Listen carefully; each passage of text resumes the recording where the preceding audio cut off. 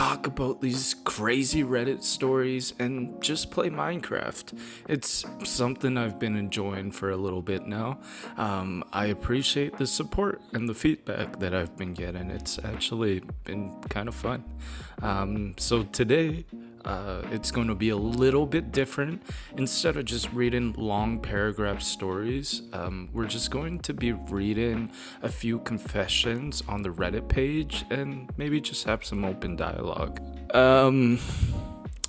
So this one, I just need some mental preparation to prepare for. I respect all people with disabilities. I'll just put a disclaimer on that. People have their challenges and their struggles, but this title, I'm reading it with you. I have not prepared myself to read it, so we're learning this together. Here is the title. When I was 16, I came close to picking up a girl with special needs. How do I even read that? Come on, I can't even read that without feeling a weird way. I don't know if it's how I feel, but all I can say is it's weird. So here we go. So technically speaking, I was 15, but my 16th birthday was 9 days away when this happened. In summer 2007, I was usually a loner during the summers, but that year, I finally decided to crawl out of my shell when I wasn't bringing tabloid talk shows. I started hanging out at my neighborhood library. While I was on the computers there, I noticed this girl across the room. She looked about my age. We would lock eyes, and whenever she walked past, I swear she looked interested. This went on for about 3 weeks until I finally worked up the nerve to go for it. Friday 13th, July 2007.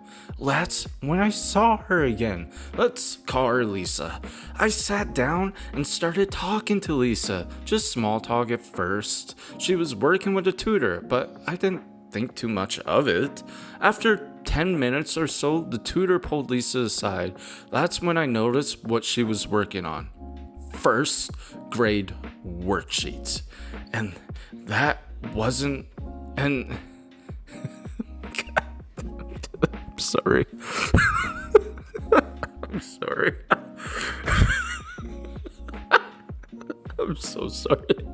Okay, I gotta keep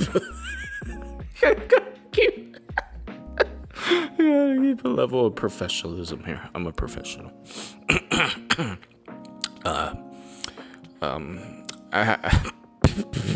We'll just quickly read that sentence. After 10 minutes or so, the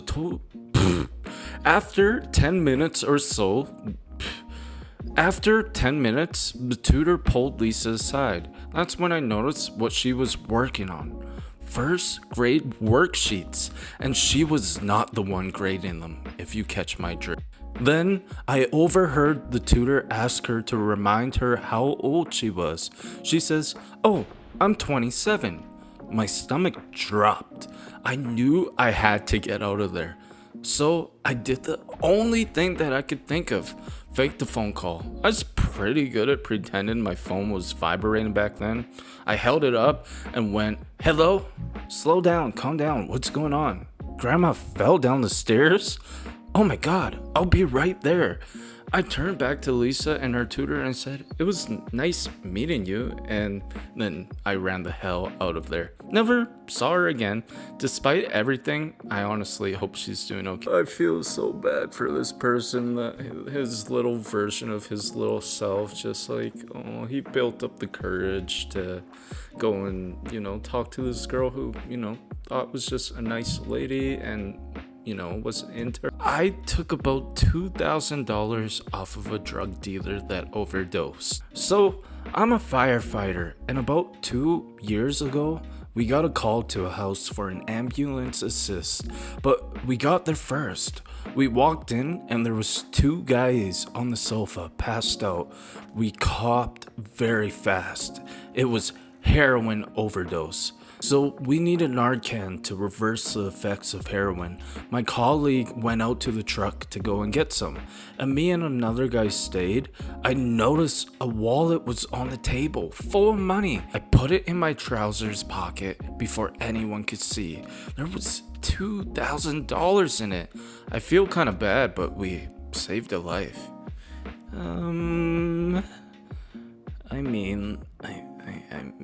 I guess. So this one is a little bit funny, in my opinion. It's a confession one again. So the title is I put the trash my coworker throws on the ground in her lunchbox. I work overnight outside. My job is easy and relaxing. I watch a lot of YouTube. Of course, it can't be completely perfect, and that is why my coworker, Mary, sucks. Mary looks 74 but is 54. She never really took care of herself and smokes multiple packs a day. Since we work around diesel and CNG fuels, she's unable to smoke on the job, so she chews multiple sticks of nicotine gum in the account of the most obnoxious way. When she tosses the foil, she misses the bin 90% of the time, mostly because she cannot account for the wind speed. And if there's no bin nearby, she drops it at her feet. She also gets multiple water bottles throughout the shift and takes a few sips before forgetting about it and getting another one 30 minutes later. I usually find 12 to 16 all around our work area, and most are half empty. Mary is lazy, rude, and uses her appearance of old age to get sympathy from our supervisor, so she never has to come back from the first break until after lunch. Needless to say, I don't like her. Since March, I've been picking up her little gum foils and going to the fridge and putting the foil in her lunchbox. The water bottles won't fit, so I surround her lunchbox with them. The first time she seemed confused when she would open it up to find 3 or 4 of her gum foils on top of her Tupperware and would drop them right in front of the fridge. I would place them back inside after lunch. The reason I'm confessing is because she keeps her lunchbox in the car. I get it. I can't say I don't get it, but I mean, interesting to say the least.